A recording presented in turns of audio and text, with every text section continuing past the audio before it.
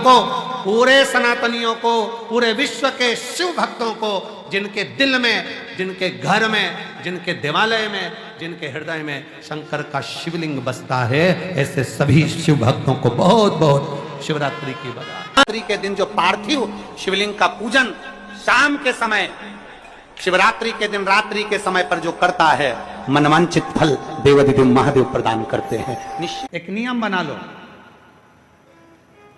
12 महीने शिवरात्रि आती है, हर महीने शिवरात्रि पड़ती है, महीने में 2 बार प्रदोष पड़ती है।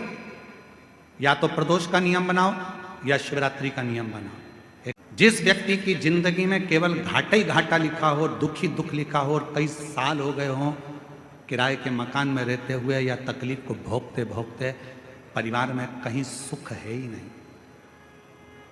2 पौधे को याद रखना। जिसकी जिंदगी में दुख ही दुख लिखा, कष्ट ही कष्ट लिखा, परेशानी परेशानी लिखी, तो मंदार और शमी, ये 2 पौधे ऐसे हैं जो जीवन में सुख प्रदान करते हैं। एक नियम बना लो,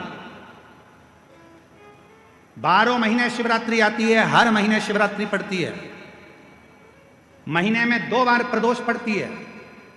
या तो प्रदोष का नियम बनाओ या शिवरात्रि का नियम बनाओ। एक काम करना चालू करो, थोड़ी सी मिट्टी शमी के पेड़ के नीचे की और थोड़ी सी मिट्टी मंदार के पौधे के नीचे की, दोनों को लाओ, अच्छा मिलाकर उसका एक शिवलिंग का निर्माण करो और उस शिवलिंग का पूजन प्रदोष काल में शाम के समय शिवलिंग के सामने 2 घी के दिए जलाकर, जैसी घर में पूजन करते हो वैसी की वैसी पूजन करो, आरती करो, थोड़ा सा भोग लगाकर निवेदन कर कर उस शिवलिंग का बाद में विसर्जन करो। 5 या 7 प्रदोष कर लो या 5 या 7 शिवरात्रि कर लो। आपको किसी के आगे हाथ नहीं फैलाना पड़ेगा, मेरा देवाधिदेव महादेव स्वयं भंडार भरना प्रारंभ कर देगा, स्वयं शिव भंडार भरेगा।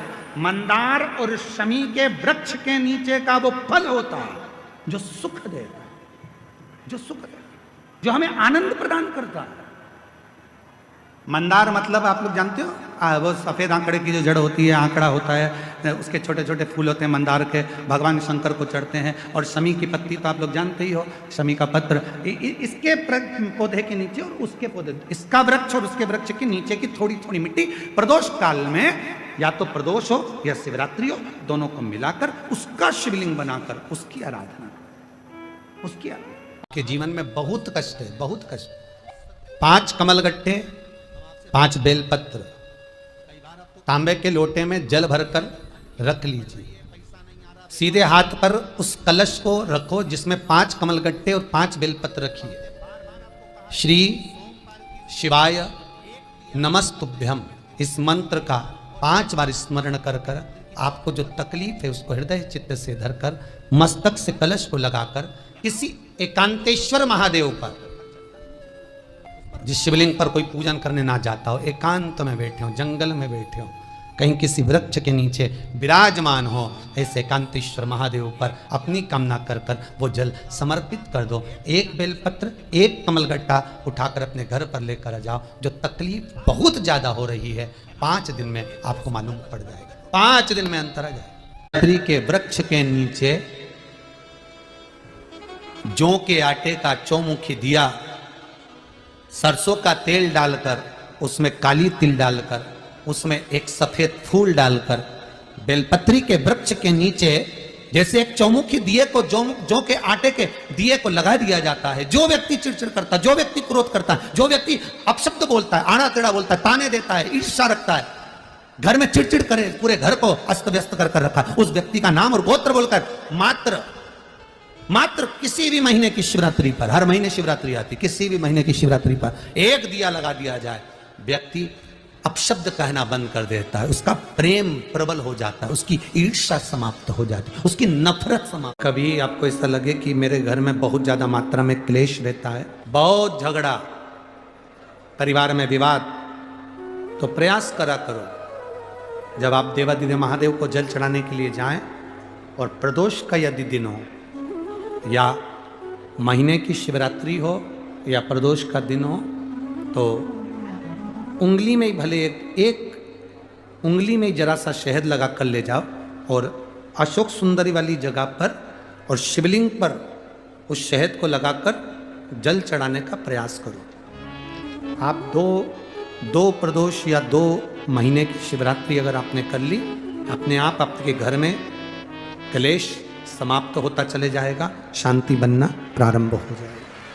शहद में वो फल है, मधु में वो फल है। कामना के वश अगर हम दीप लगा रहे हैं या हमारे मन में कोई भाव उत्पन्न है और हम बाबा से कहना चाहते हैं कि बाबा मेरा ये कार्य है आप पूर्ण करिएगा, तो फिर तो वो दीप का बाती का मुख अपनी ओर रखना, पर कोई कामना नहीं। हम भगवान को केवल इसलिए रिझा रहे हैं कि मेरा भोलेनाथ मेरा भंडार भरे और मेरे घर में सुख समृद्धि दे, तो दीप की बाती का मुख भगवान की ओर होना चाहिए। हर महीने की जो शिवरात्रि आती है, मासिक शिवरात्रि जो आती है, आप 12 महीने का नियम बनाओ कि मैं 12 महीने की शिवरात्रि का व्रत करूं ना करूं। मैं शंकर के मंदिर में 12 महीने जो शिवरात्रि आती है उस शिवरात्रि का नियम लेती हूं कि शिवरात्रि के दिन मैं दिया लगाने 3 जगह पर जाऊंगी। पहला, बोलते जाओ जम के, बेलपत्री के नीचे। दूसरा, शंकर भगवान के मंदिर में या शिव मंदिर की चौखट पर। तीसरा, आंवले के वृक्ष के नीचे। ये 3 जगह पर आप प्रणाम कर कर, झोली पसार कर बाबा देवाधिदेव महादेव, माता लक्ष्मी और पार्वती के नाम से दिया लगाना प्रारंभ कर दीजिए। 3 महीने की शिवरात्रि पूरी हो, ये निश्चित है। शिव जी का अगर कोई व्रत कर रहे हो तो उस दिन आप भगवान शंकर को चढ़ाने के लिए बेलपत्र मत तोड़ो, 1 दिन पहले तोड़ो।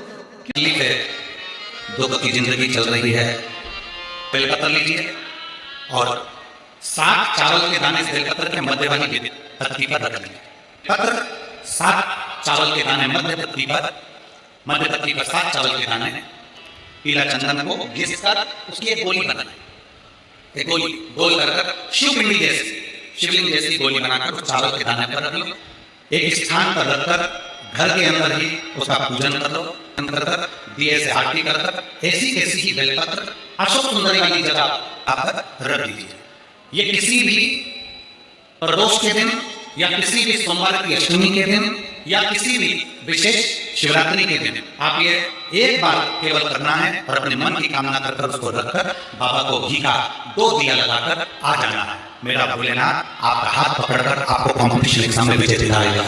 मेरे मंदिर में शिवरात्रि के दिन तूने दीप लगाया, प्रकाश कर, मेरे शिवालय में तूने प्रकाश करा, मैं तुझे वर देता हूं, कुबेर के सिंहासन पर तू बैठेगा। अगर व्यापार ना चले, दुख तकलीफ ज्यादा हो, कष्ट ज्यादा हो, बहुत टेंशन जिंदगी में चल रहा हो, कोई काम हो ही नहीं रहा, कोई दिक्कत ही दिक्कत है, व्यापार सही ना चल रहा हो, कष्ट ही कष्ट हो, यहां तक है अगर बीमारी ने भी घेर रखा हो और बहुत जिंदगी में दुख चल रहा हो, कहीं मत जाना। प्रत्येक महीने प्रदोष आती है, हर महीने शिवरात्रि प्रदोष आती है। 1 लोटा पानी, 5 बेलपत्र,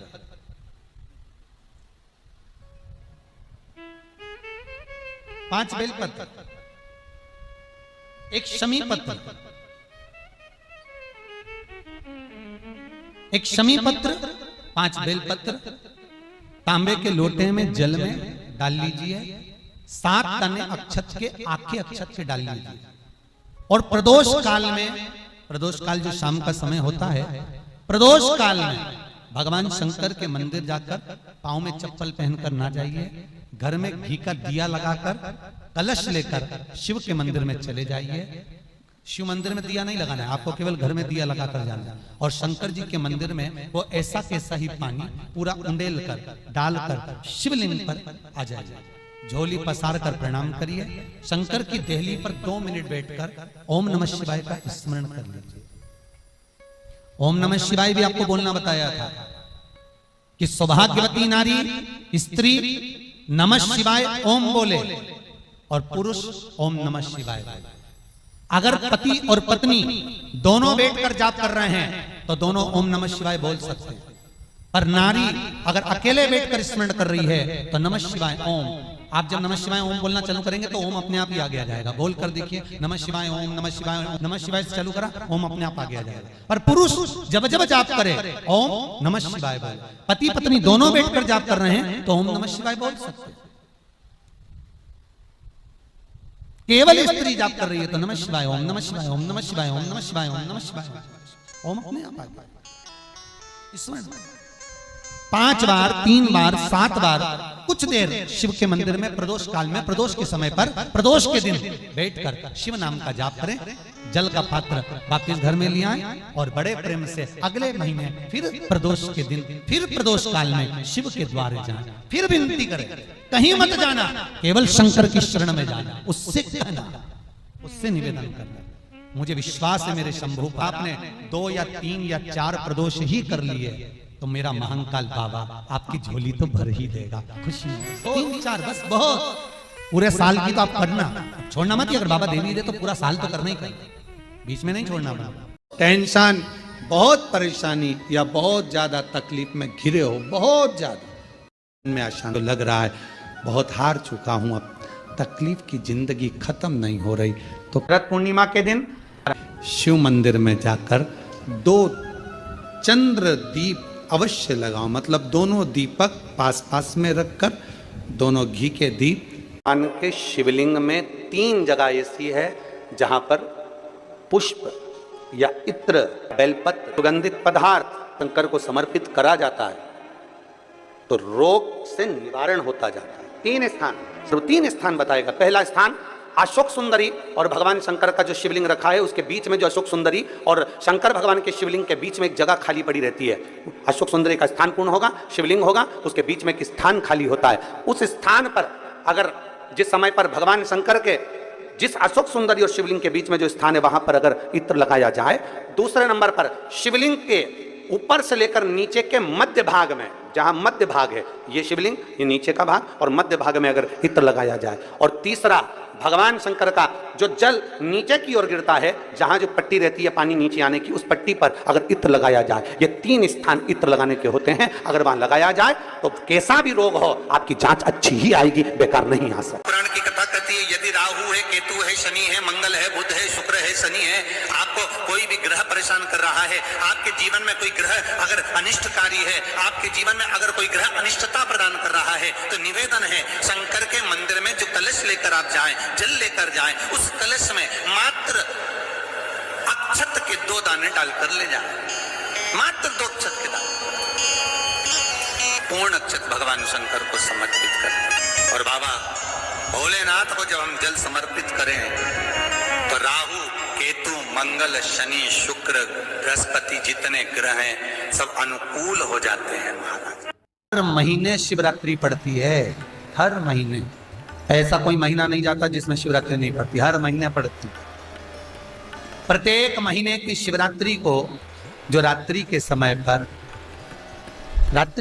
पर 9 बजे के बाद या फिर प्रदोष काल में शाम का समय, सूर्यास्त का समय, ये 2 समय ऐसे हैं जिस समय पर शमी के पत्र पर हल्दी में इसको लगाकर जो भगवान शंकर के शिवलिंग पर समर्पित करता है उसके घर में कभी संपदा की कमी नहीं पड़ती है, कभी संपदा। शिवलिंग में 5 जगह ऐसी होती है जहां पर अगर चंदन का लेपन कर दिया जाता है तो विपदा, बांधा, तकलीफें, कष्ट दूर होता चलेगा। 5 स्थान बता, उसको समझिए। शिवलिंग को अपन मान लो, इसको जलाधारी मानो, जहां से जल बहता, ठीक है। ये गोल भाग जलाधारी जिस पर शिवपिंडी रखिए, यहीं पर अपन गणेश जी, कार्तिकेय का स्थान, बीच में अशोक सुंदरी का स्थान मानो। अब इसको समझिए, 5 स्थान बताए। पहला स्थान भगवान शंकर के पूरे शिवलिंग का मध्य भाग, ये पूरा जो शिवलिंग है शिव जी का, उस शिवलिंग का मध्य भाग प्रथम। द्वितीय है जहां पर गंगा का अविरल धारा निरंतर बह रही है, द्वितीय स्थान गंगा की धारा का मूल बिंदु शिखा, पहला। दूसरा, तृतीय स्थान उसी के सामने जो जलाधारी का पटका दिख रहा हो, दिखता जलाधारी का सामने का हिस्सा, भीतर का हिस्सा नहीं, जिस पे रखा है वो हिस्सा नहीं, सामने जो दिख रहा है, 1, 2 और तृतीय स्थान माँ अम्बा जगदम्बा के कंठ भाग पर चंदन का लेप। महाराज 3 स्थान ये बताए। चौथा स्थान जहां से जल नीचे गिर रहा है, जल गिरने का जो स्थान छोटा सा एक भाग रहता है, वो जितनी जगह रहती है उसके मध्य भाग, चतुर्थ स्थान। और 5वें नंबर का जो भाग बताया गया वो अशोक सुंदरी का स्थान। ये 5 स्थान ऐसे हैं जहां चंदन का थोड़ी सी बिंदी भी अगर हम लगा देते हैं तो कैसी भी विषम परिस्थिति हो वो टल जाती है और बाबा की कृपा होना प्रारंभ। 7 स्थान पर शमी पत्र का वर्णन किया गया। 7 स्थान, ये शिवलिंग, ये जलाधारी, ये जल बहता है वो स्थान, बीच में अशोक सुंदरी का स्थान, गणेश जी कार्तिकेय जी का स्थान, माँ जगत जननी का हस्तकमल, शिवलिंग, ऊपर जलाधारी में जया, विषहरा, श्यामली बारी, दौतली, देव। 7 स्थान बताए। पहला स्थान अशोक सुंदरी का स्थान, द्वितीय स्थान भगवान श्री गणेश जी महाराज का स्थान, जहां गणेश जी का स्थान है सीधे भाग में उस स्थान। तृतीय स्थान मां पार्वती जी का हस्तकमल। चतुर्थ स्थान भगवान शंकर का शिवलिंग। चौथा स्थान। 5वां स्थान नंदी का उठा हुआ चरण, जो नंदी का पांव उठा हुआ रहता है एक आगे वाला, 5वां स्थान। और 2 शमी पत्र भगवान शंकर के सम्मुख में से अपनी कामना कर 3 बार पंचाक्षर मंत्र का या श्री शिवाय नमस्तुभ्यम का स्मरण कर वो शमी पत्र भगवान शंकर के शिवलिंग पर फिर समर्पित कर दिया जाए। अगर ये 7 शमी पत्र समर्पित कर एक बेलपत्र शिव जी को समर्पित करा जाता है तो धीरे धीरे कैसा भी बड़े से बड़ा रोग हो वो धीरे धीरे कटना प्रारंभ हो जाता है। को हम जो जल चढ़ाते हैं उसका एक तरीका भी हमारी जिंदगी में अगर हमने उसको स्मरण में रख लिया तो हमारी कार्य की सिद्धता को सिद्ध कर दे। सीधे जल चढ़ाना, दक्षिण में बैठकर उत्तर की ओर मुख कर कर जल चढ़ाना, अशोक सुंदरी से लेकर शिवलिंग तक जल चढ़ाना, 5 स्थान पर गणेश, कार्तिकेय, अशोक सुंदरी, जलाधारी, शिवलिंग पर जल चढ़ाना 5 स्थान, और 5वां जल समर्पित करना। 5वां शिव जी को 5म नंबर का जो जल आता है, जो जलाधारी है, ऊपर जिसमें पानी भरा रहता है और नीचे एक एक बूंद टपकता रहता है, जलाधारी में जल समर्पित कर कर उसी जल को बचाकर अशोक सुंदरी वाली जगह पर थोड़ा सा चढ़ाकर उसी में से जल शिवलिंग पर जब हम समर्पित करते हैं तो हम जिस कार्य के लिए जा रहे हैं वो कार्य सफल होता है। किसी के यहाँ पर जब बच्चे नहीं होते, 10 साल हो गए, 15 साल हो गए, 20 साल हो गए, 25 साल हो गए, 30 साल हो गए, मन से हिम्मत मत हारना कि मेरे घर बच्चे नहीं है, मैंने इलाज भी करवा लिया, सब दूर चली गई, सारे देवताओं के यहाँ गई, गोदी भी भरवाई, झोली भी भरवाई, नियम भी लिए, बहुत सारा, बहुत पूजन पाठ भी कर ली, फिर भी मेरे घर में बच्चे नहीं है, तो दुखी मत हो, टेंशन मत ले। रजो धर्म का जब 7वां दिन हो तब 7 दिन पूर्ण होने पर बाबा की कृपा से सफेद आंकड़े की जड़ को लो और लाल धागे में उसको, उस जड़ को लेकर जाओ और दोनों पति पत्नी मिलकर उस जड़ को निकालकर भगवान तुमरुकेश्वर महादेव का नाम लो, तुमरुका जी का नाम लो, जिन्होंने शिव महापुराण की कथा को जनमानस को सुनाया।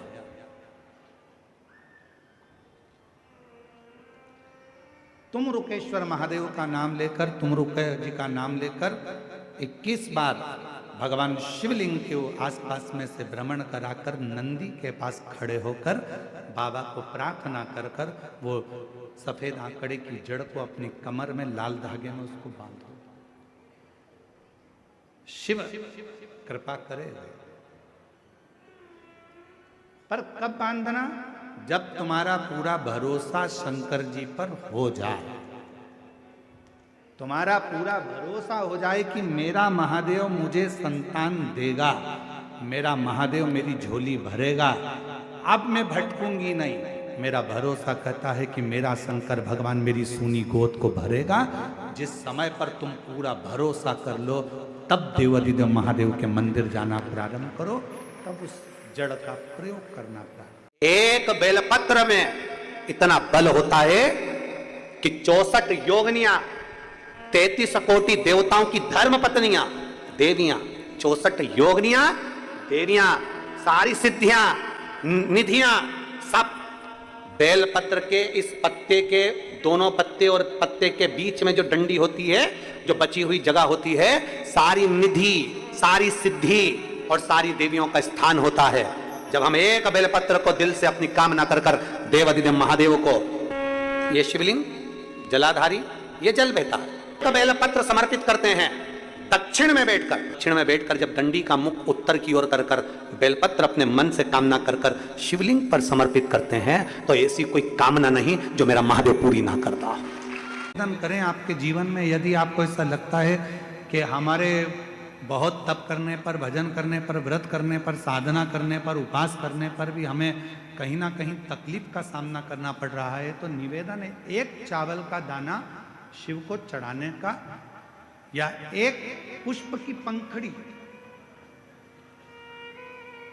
और बन सके आपकी जिंदगी में अगर आप बना सकते हो और कर सकते हो, तो मालूम पड़े अगर एक चावल का दाना नहीं चढ़ा सकते, जल नहीं चढ़ा सकते, तो एक शमी का पत्र भी अगर आप शिव को समर्पित कर रहे हो तो शिव उसको स्वीकार करो।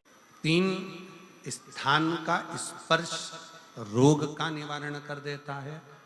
3 जगह पर चढ़ाया गया अक्षत हमारे मन को एकाग्रित कर कर और हमें अपनी मंजिल तक पहुंचा देता है, और प्रदोष और शिवरात्रि के मिलन का महोत्सव हमारे जीवन को आनंदता देगा।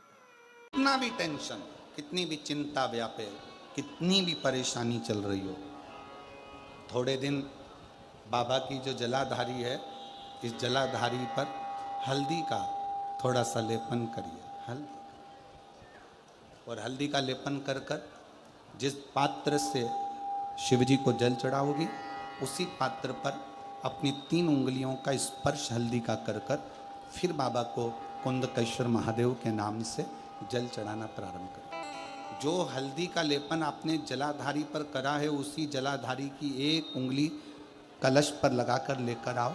घर के अंदर जब प्रवेश करो या व्यापार में प्रवेश करो, तो जो कलश पर हल्दी लगाकर लाए हो, वही दरवाजे के ऊपर थोड़ी सी मात्रा में कुंदकेश्वर महादेव के नाम से लगाना प्रारंभ कर दो। कैसी भी चिंता हो, 7 से 8 दिन में वो चिंता समाप्त होगी ही हो, टेंशन खत्म होगा ही, परेशानी समाप्त। 2 माता ऐसी है, 2 जगत जननी ऐसी है कि दुनिया का कोई भी व्यक्ति कितना भी टोना कर दे, चाहे दुनिया का कोई भी व्यक्ति कितनी भी विद्या कर दे, चाहे दुनिया का कोई भी तांत्रिक, कोई विद्या करने वाला तुम्हारे ऊपर कितनी भी विद्या कर दे, 2 देवी ऐसी है जो उस टोना को, उस विद्या को पलट देती है। 2 देवी ऐसी हैं जो कोई अपने ऊपर अगर विद्या कर रहा है और वो 2 देवी का स्मरण कर लिया जाए, उन 2 देवी का नाम लेकर मात्र शंकर के शिवलिंग के सामने जो अशोक सुंदरी वाली जगह होती है, वहां पर अगर इन 2 देवियों का नाम लेकर अगर जल चढ़ा दिया जाए, तो किसी ने अगर विद्या करी भी होती है तो पलट जाती है। कोई कितना भी बड़ा तुम्हारे लिए तंत्र मंत्र कर रहा हो, वो तुरंत पलट जाता है, एक क्षण नहीं लगता, और उनका नाम लेने से ही पलट जाता है। 2 देवी, एक प्रत्यग्रा माता, एक है प्रत्यग्री माता, और दूसरी है दंतेश्वरी माता, जिसका काली पुराण में विशेष वर्णन लिखा। और दंतेश्वरी माता का स्मरण यहां तक अथर्व वेद में भी वर्णित किया गया प्रत्यग्री माता का। काली पुराण में तो है, देवी भागवत में भी है। ये जो 2 देवियां हैं, एक प्रत्यग्री माता और दूसरी, जम के बोलो, दंतेश्वरी माता। ये 2 माता ऐसी हैं, अगर भगवान शंकर का ये शिवलिंग है, ये जलाधारी है, माता पार्वती जी का हस्तकमल, और यहाँ सामने एक मोटी सी लाइन होती है अशोक सुंदरी का स्थान। इधर गणेश जी, इधर कार्तिकेय जी। जब हम दक्षिण में खड़े होकर, उत्तर में मुख कर कर, यहाँ खड़े होकर जब हम शिवलिंग पर जल चढ़ाते हैं और अपने जल के पात्र को थोड़ा सा आगे बढ़ाकर हम इस स्थान पर, अशोक सुंदरी के स्थान पर, इस यहाँ खड़े होकर जल चढ़ाते समय इस स्थान पर अपने पानी के लोटे को आगे बढ़ाते हैं और जल को यहाँ गिराते हैं। प्रत्येकगिरी माता का नाम लेकर या माँ दंतेश्वरी का नाम लेकर जब हम चढ़ाते हैं, आज दिन भर में अगर कोई ने भी हमारे ऊपर विद्या करी होती है, वो 2 मिनट के अंदर वो कटकर गिर जाती है और कोई असर नहीं हो पाता। 2 माँ, एक माँ दंतेश्वरी,